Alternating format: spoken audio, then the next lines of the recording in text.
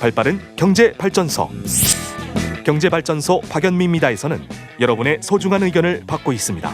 짧은 문자 50원, 긴 문자 사진 문자 100원, 샵 0951 또는 TBS 앱을 통해 받습니다.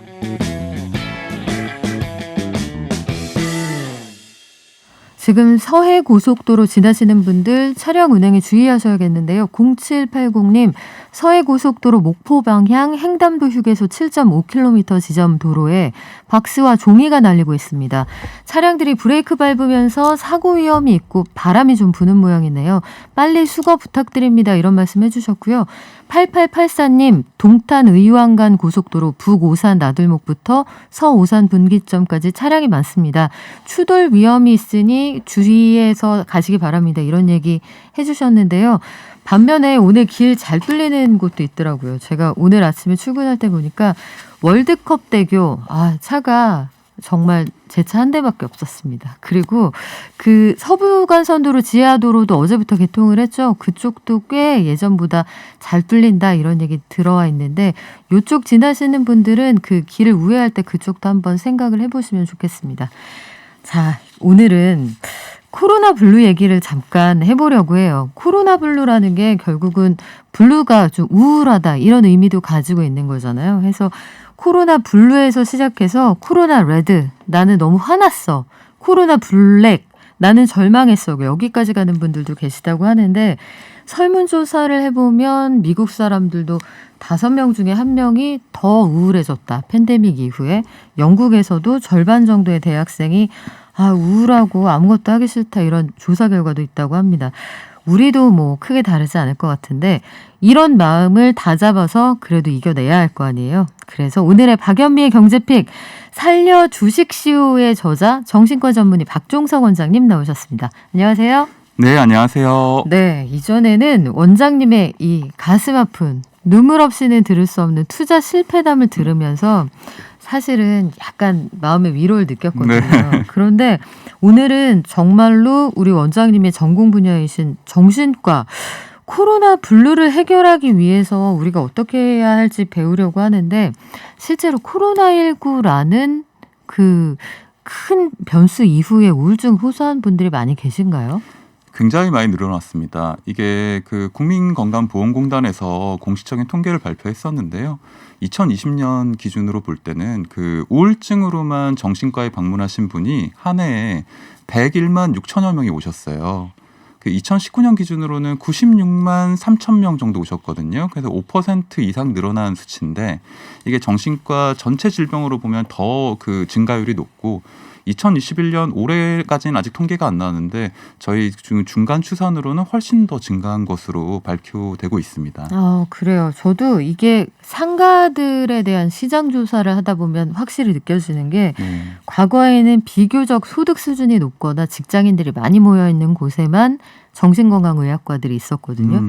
이제는 공실률이 높은 주택가 이런 곳에도 어느 틈에 상가 2, 3층에 정신과 하나 정도는 들어서는 그런 분위기가 조성이 돼 있더라고요. 그래서 수요가 많구나 이걸 체감할 수가 있었는데 코로나 블루, 코로나 레드, 코로나 블랙 이 사이에는 어떤 차이가 있는 거예요? 사실 그 하나의 그 연결된 질환이라고 볼 수 있는데요. 그 좀 알기 쉽게 제가 구분을 말씀드리자면 그 시청자분들이 블루라고 하는 거는 그 우울증, 불안 뭐 이렇게 생각하시면 되고요. 코로나 레드라고 하는 거는 분노 폭발. 내가 너무 짜증나고 분노하고 내 몸의 화를 밖으로 표출하게 되었다. 이걸 코로나 레드라고 생각하시면 됩니다. 그리고 코로나 블랙은 굉장히 좀 시비어한 심한 어떤 사례인데요. 네. 블루랑 레드를 다 겪다 보니까 정말 내가 정말 좌절하게 되고 절망적으로 이 어떤 우울감이 만성적으로 너무 심하게 돼서 죽음에까지 생각을 하는 그런 상태를 코로나 블랙이라고 생각하시면 될 것 같아요. 되게 무서운 얘기네요. 그런데 회사도 안 가고 학교도 안 가는 날이 늘어나니까 서로 그 사람의 상태를 파악하고 도움을 주기도 어려워서 이럴 땐 어떻게 해야 되나 이런 생각이 드는데 국내외에서 코로나 블루 관련 연구도 많이 진행이 됐습니다. 일단 내가 나의 상태를 제대로 아는 게 중요할 텐데 나는 코로나 블루인가 이걸 어떻게 알 수 있어요? 사실 요새 저는 그렇게 생각해요. 최근 정부에서 코로나 이 장기화 사태에 대해서 많은 노력을 하고 있지만 특히 국민들의 정신건강 관련 분야에서는 굉장히 좀 애를 쓰고 있다고 저는 정신과 의사의 한 사람으로서 생각을 하고 네. 있거든요. 그래서 보건복지부 같은 데 보면 자가검진 어플도 있어요. 자가검진 테스트라든가 코로나로 인한 어떤 우울증이 생기지 않았는가 그런 앱이나 어플, 자가 테스트 이런 거를 해보시면 좋으실 것 같고요. 그리고 꼭 보건복지부 앱뿐만 아니라 또 개인 기업에서도 이런 어떤 자료를 많이 제공을 하고 있고 그래서 인터넷을 통해서도 뭐 검색을 통해서도 충분히 내가 코로나 블루가 아닌가에 대해서 자가검진 테스트를 쉽게 접근할 수가 있습니다. 그래서 간단한 몇 가지만 예를 들어보면요. 내가 이유 없이 뭐 우울하다, 네. 아무것도 하기 싫다, 그리고 자꾸 절망적인 생각이 들고 자꾸 자신을 탓하게 된다. 이런 증상이 있을 때는 내가 혹시 나도 모르는 사이에 코로나 블루에 걸린 게 아닌가 이걸 한번 짚고 넘어가시면 좋으실 것 같아요. 난 옛날에도 늘 그랬어. 이렇게 하지 마시고요. 한번 객관적으로 생각을 해보시면 저는 주변에 요새 그런 분들이 많더라고요. 애니메이션 인사이드 아웃 보면은 네. 기쁨이 슬픔이 화냄이 까칠이가 나오잖아요. 여기에서 요새 기쁨이가 없는 채로 지내는 사람들이 참 많구나. 나도 가끔 그렇구나 이런 생각이 들어서 자, 사라진 기쁨이를 우리 한번 다시 찾아보자고요. 몸과 마음이 서로 연결돼 있다. 이거 건강한 신체, 건강한 정신. 마음이 아프면은 이게 몸도 아프게 만든다 이런 얘기가 있던데 맞아요. 코로나 블루도 마찬가지입니까? 마찬가지입니다. 왜냐하면 우리가 어떻게 보면 예상치 못한 장기 격리 상태에 들어갔잖아요. 그러니까 어떻게 보면 우리가 외국에도 갈 수 없고 외부 활동도 충분히 마음대로 할 수 없는 상황을 국민들이 다들 이렇게 참아주고 계신데 이렇게 좀 집안에만 있다 보면 신체 활동이 되게 떨어져요. 그렇죠. 신체 활동이 이렇게 떨어지면 교감신경이 활성이 줄어들어서 도파민, 엔돌핀 같은 필수 신경 전달 물질이 부족하게 됩니다. 이렇게 되면 우울증에 굉장히 취약한 상태가 돼요. 몸을 움직이고 활동해야 우리 몸의 세로토닌과 도파민 균형이 맞아서 사람이 즐거워지고 안심 호르몬이 나오는데 우리가 가만히 집안에서 되게 정말 제한된 곳만 왔다 갔다 하게 되면 이런 식의 호르몬의 총량과 연결고리들이 약해져서 우울증 되게 쉽게 불안해지고 되게 쉽게 실망하는 그런 상태가 되는 거죠. 그래서 몸과 마음이 연결되어 있다고 보는 어떤 측면에서는 우리 이런 어떤 코로나의 장기화에 노출되면서 점점 더 불안하고 쉽게 화가 날 수 있는 상황에 노출된다고 볼 수 있는 거죠. 그러면 내가 불안하고 쉽게 화가 난다 하면 이게 몸에도 증상을 나타나게 만드나요? 그렇죠. 예컨대 어떤 증상이 나와요? 사실 우리 뇌에 뇌와 몸을 연결하는 기관 중에 하나가 뇌하수체 뇌하수체 축이라는 것이 있어요. 정신의 신호를 육체의 신호로 바꿔주는 연결고리거든요. 그러니까 우리가 기분이 나쁘고 우울하고 이럴 때는 실제적으로 배가 아프다거나 두통, 복통, 설사 그리고 약간 오한을 느낄 수도 있고요. 이명 같은 게 들릴 수도 있고 그리고 어떤 분들은 가슴이 굉장히 막히는 것처럼 바위 덩어리가 올라간 것처럼 답답하다고 표현 많이 하세요. 소위 화병이네요. 화병일 수도 네. 있고 그러니까 손발 떨림이라든가 숨이 제대로 안 쉬어진다든가 아니면 예를 들어서 되게 어떤 소화기관에 굉장히 제일 많이 효과가 나타나요. 밥 먹은 게 소화가 안 되고 변비 같은 거 생길 수도 있고 이런 증상들이 대표적인 어떤 신체 증상이라고 보시면 되겠습니다. 그렇군요. 아기들이 엄마한테 혼나거나 숙제하기 싫을 때 배 아프다고 하는 것도 꼭 꾀병만은 아닐 수도 있다. 그렇죠. 이런 생각이 들어요. 네. 그래요. 번아웃, 우울감, 스트레스에 따라서 여러 가지 증상을 호소하는 분들이 많고 사실 이게 희망 고문 때문에 그럴 수도 있다는 생각이 들어요. 우리가 이렇게까지 오랫동안 네. 시달리게 될 줄은 예상하지 못했단 말이에요, 작년에. 그래서 코로나19 기간이 길어지면서 복합적으로 우울감을 호소하는 분들이 많은데, 자, 느꼈어요. 하지만 여기에 머무를 수는 없잖아요. 이걸 해소하기 위해서 가장 먼저 할 수 있는 쉬운 방법은 뭐가 있을까요? 저는 집에서라도 가장 제한된 어떤 환경에서라도 홈 트레이닝 하시고 집에서 운동하시고 가까운 산책이라도 하시는 거 정말 추천드리고요. 운동을 할 수 있을 만큼 해라. 그리고 어떤 요새 유튜브나 어떤 TV를 보면서 필라테스 동작 같은 거 따라할 수 있잖아요. 그런 것도 도움이 되고 그리고 제일 중요한 거는 요새 재택근무 하시는 분이 많으셨기 때문에 출퇴근이 굉장히 불규칙해졌어요. 네. 그래서 규칙적으로 밥을 먹고 규칙적으로 행동하지 않는다는 게 되게 문제입니다. 그러면 우리 몸의 생체 시기가 다 망가지거든요. 그러면 불면증이 또 생겨요.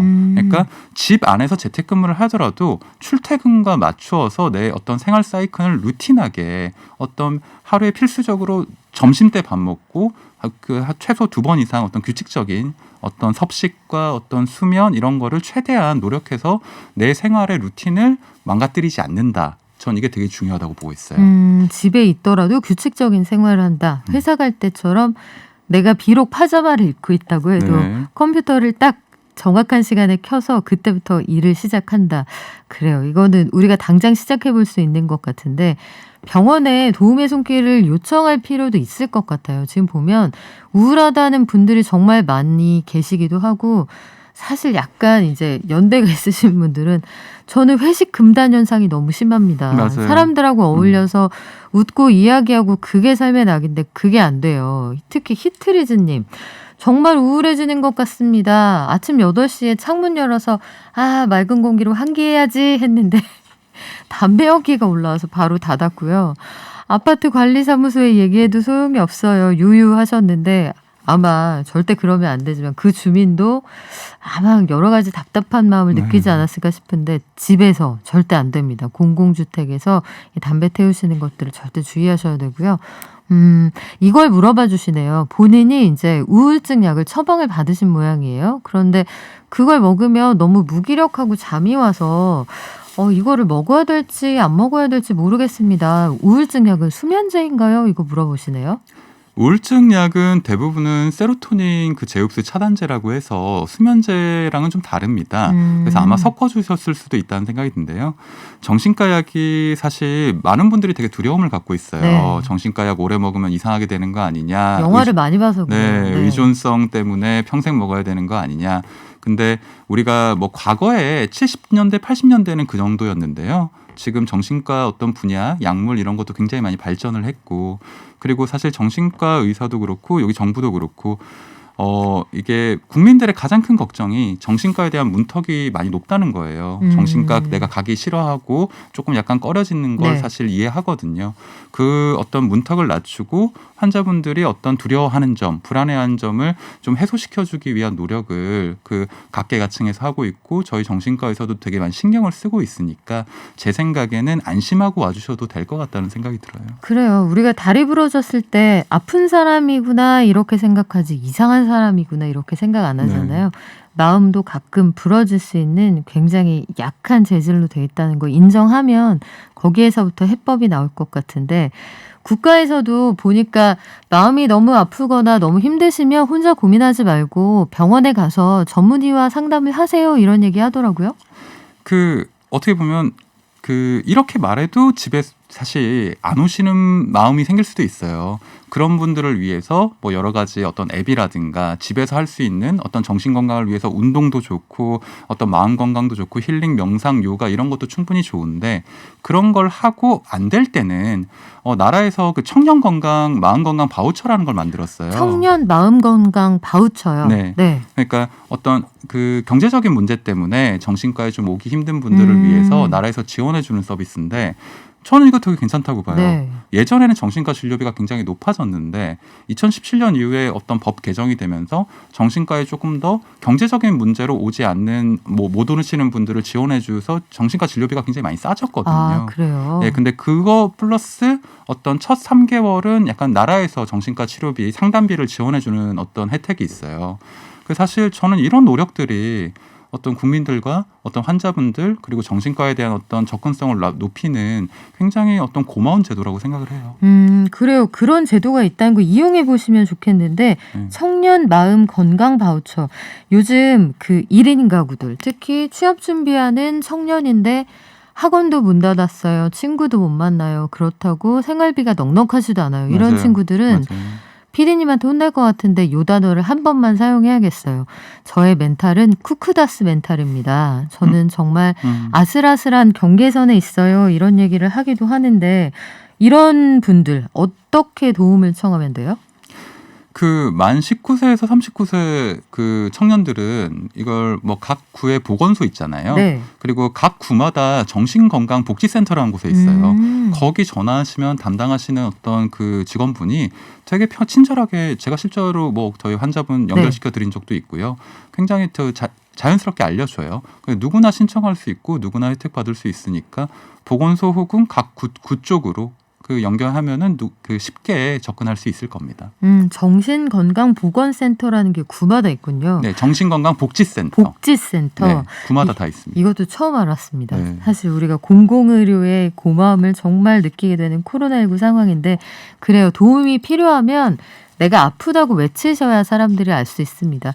그냥 관리된 표정만으로 사람의 마음을 관심법으로 알 수는 없거든요. 그리고 실질적으로 논외의 얘기를 하나 더 말씀을 드리면 내가 너무 생활고가 심각해서 전기요금, 수도요금, 가스요금 이런 것까지 어려운 상황입니다 하면 해당 기관에 연락을 하시면 최소한의 생활을 할 수 있는 부분은 도와드리거든요. 전기요금 같은 것도 바로 끊어버리는 게 아니니까 반드시 나는 아프다, 도움이 필요하다 꼭 외치시기 바랍니다. 지금까지 구로 연세범 정신건강의학과의 박종석 원장님과 함께했습니다. 고맙습니다. 감사합니다.